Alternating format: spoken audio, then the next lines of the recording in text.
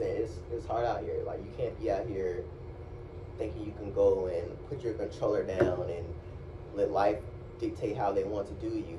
No, if you're planning on doing something, you have to pick that controller up and start playing it how you want to play it. And understanding that playing that game, you're going to lose sometimes, but you're going to get better after losing. Those become lessons. You working 9 to 5, 12 hours, whatever, of doing something you don't want to do, it doesn't matter what it is. If you don't want to do it, it's not going to be good for 8, 12 hours. It's going to be boring.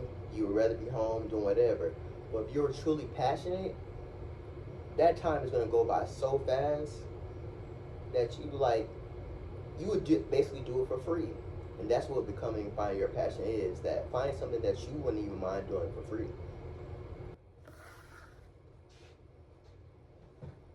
What's good, YouTube? It's your boy Crispy, back with another video.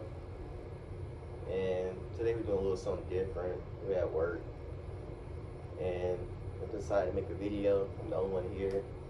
We're down, so instead of going home, I was like, you know what? Let me go ahead, hop on YouTube, make these little videos. Like I said, I've been meaning to do. But on today's video, the topic I want to discuss is stop being average. Like, the mindset of being okay or settling with being average. I feel like that's what's stopping you from achieving the next level you want to do. And for anything, it's a whole mindset. If you're going in and you're telling yourself you're the best every single morning, you're going to become the best. That's what you're going to be thinking. So I feel like you have to be telling yourself good things. And with that is, once that positive mindset comes towards you, other positive things will attract towards you. And that's where I feel like you're able to get anything you want. It becomes easier when you go to inspire instead of settling to be average, or like you don't want to stand out. You don't want to disagree, misalign with somebody because you want to keep face. But in actuality, that's how you grow. Iron sharpens iron. So I just want to discuss like how to attract everything you want. And like, you have to put yourself in that vicinity of everything you want. Like, let's say if you wanted this specific car, or you love cars or something like that, and you might not right now you don't, that's what you're liking, you want to go buy a car or whatever. You have to put yourself in a position to where that car is at. You have to be looking at research on the car, how much it costs, everything. You have to think about it like it's yours, but you don't have it yet. So you have to put yourself in the mind frame of, if I was going to be able to get this car, this is what I need to be doing. This is what I need to be doing. And you put yourself in a vicinity or people around that will help you get that. Going to car meets and different things like that, putting yourself, talking to people who has done it before, it help you skip steps. And I feel like that's what wisdom is taking the information and applying it. Not just knowing the information, but applying it to whatever you're doing. I feel like that's where the wisdom is applied. But I just want to talk about it as far as with myself as well. Is like when I went to go purchase a property, I was walking the property even before I bought it. I was walking every time after work. I was going to the property and walking around it. I'm not sure if the people were there or they didn't have a car or something, but I honestly, I didn't care. In my mind, I already knew I was going to buy it before I bought it. And I was taking my dog out there, was walking around and different things like that.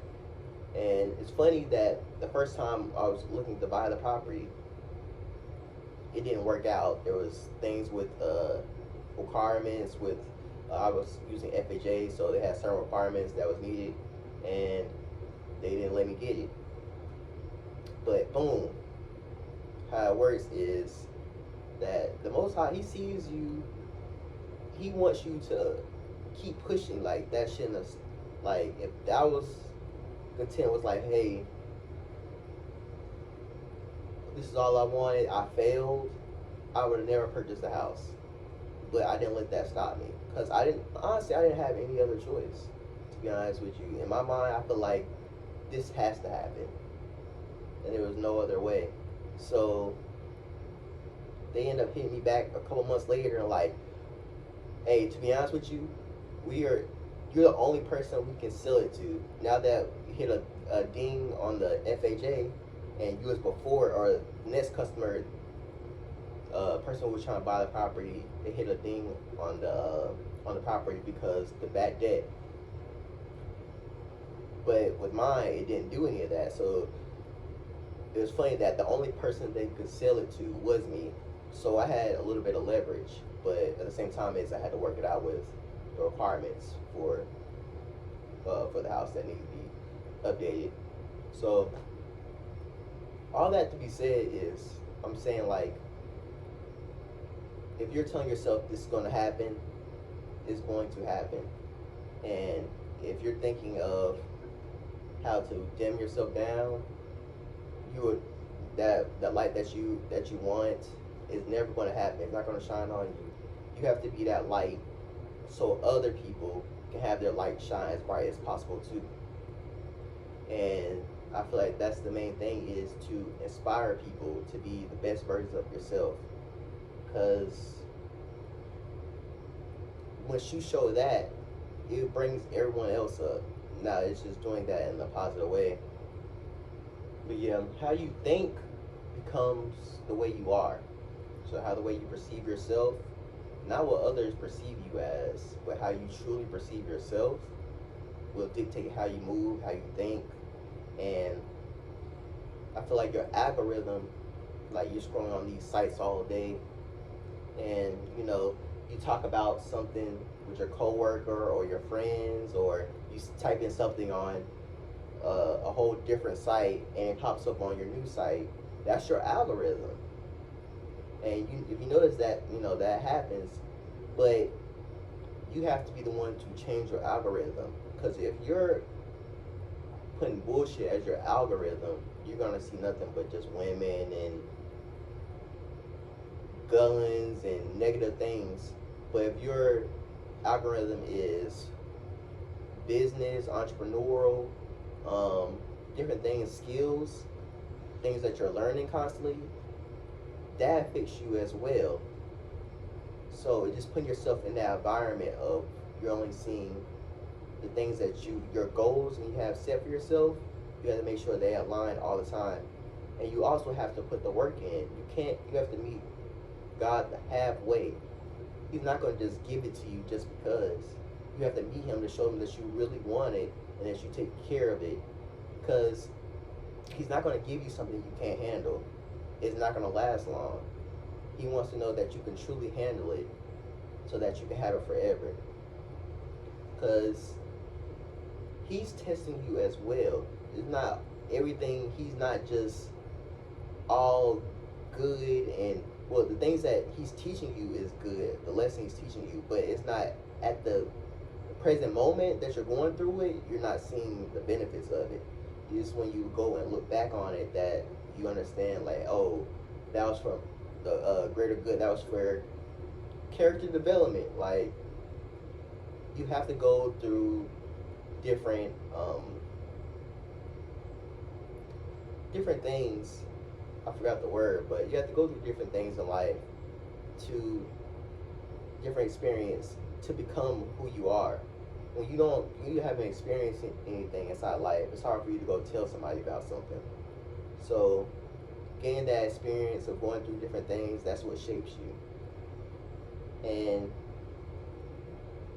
yeah, so it's going through that mindset of Like, you have to constantly tell yourself you're the best. Not in no like arrogant way, but you're not. No one else is going to go tell you that, or no one's going to believe you, or you get to a certain point to where you're going to have nobody around you that's going to be clapping for you. You're going to be clapping for yourself, 100%. Like, people close to you and everyone, they're going to say, hey, we don't know what you got going on, or whatever, but you have to be focused on what you got, what's your vision for yourself, because no one's ever going to see your vision, not exactly the way you see it. And the Most High, he does that for a reason. He doesn't want other people to see your vision. He wants you to apply your vision, because that's what he's truly wants out in this world for you to do. He really wants you to find your passion for what you're looking for, because that's where you're going to get your happiness from. It's going something that you truly want to do. You working 9 to 5, 12 hours, whatever, of doing something you don't want to do, it doesn't matter what it is. If you don't want to do it, it's not going to be good for 8, 12 hours. It's going to be boring. You would rather be home doing whatever. But if you're truly passionate, that time is going to go by so fast that you would basically do it for free. And that's what finding your passion is. That find something that you wouldn't even mind doing for free. And I feel like your 9 to 5 or whatever, your work ethic at your 9 to 5, I feel like it has a correlation to what you do at home. If you're, taking your days off or whatever, it's going to apply. If you're not taking no days off, you're trying to put in that work, or your mindset is to not just do it halfway, half-ass, then you're going to translate that to at home. And it's just embodying those ethics, those work ethics. It's going to play all the way around. But yeah, it's just developing that mindset, because the mindset weighs so much more than the money. The money, like I seen like a article where if you took all the money in the world and you divided it up to equally everyone, eventually the money will all equal back to the same hands. People will go up back into the normal wage amounts, because it's not the amount of money, it's the mindset. If you haven't thought about what it takes to become 100,000 or a millionaire, you're gonna get that money. Say you won the lottery, things gonna be gone quick, because you haven't truly knew how to earn it or how to keep it. And that's all part of getting money, is understanding that the first couple times you get some money is you're gonna lose it, you're gonna blow it quick, and that's gonna happen when you get money. And it's gonna come and go, but it's understanding like, hey, after that 5, 6 times, you're like, hey, hold on, let me put some money to the side for a rainy day, because it's gonna rain. It's just about when and being prepared, because it does not get easier. You just become better prepared at handling those situations. It doesn't become any easier. Like, if you're seeing a task that takes someone 30 seconds to do, just because you put someone else inside there, it doesn't mean it's going to take 30 seconds. That's that knowledge, that's wisdom, that's repetitions, that's a whole bunch of different things that takes for that guy to know how to do it in 30 seconds. So it doesn't become any easier. So it's just understanding that, and yeah, like, keep pushing through. Just because things are getting difficult now, it doesn't mean it's time to give up. That means it's time to go harder. And right now, we're going through a recession. Times are low for every single body, and that means every single one. So don't be too focused on out here people who are living lives, who are out here, partying and different things like that, because that's not what That's not what your focus should be at. Focus should be at a tunnel vision of what you want to do. Because all that stuff, it comes later. And to be honest with you, you think it's fun, but it's not really fun. The things that comes behind going out to go party every single night, all that money you're spending, getting sick, getting drunk, and shoot, you thinking you are good to drive home after you're drinking and different things like that. It becomes a different elements that can come and knock you off your pivot. When you're on that tunnel vision, you don't need things for you to look side to side. That causes you veer off and wreck. It's a lot easier. If you're focusing on going forward and driving your side, your lane, it's going to become a lot easier. And understanding that all this stuff becomes later. And I'm 27 years old, so I'm still relatively young. I guess in the grand scheme of, people are living to 90 years old, I'm still young, but I feel like I'm at an age to where you have to start getting your stuff together, because I'm saying it's hard out here. Like, you can't be out here thinking you can go and put your controller down and let life dictate how they want to do you. No, if you're planning on doing something, you have to pick that controller up and start playing it how you want to play it. And understanding that playing that game, you're going to lose sometimes, but you're going to get better after losing. Those become lessons.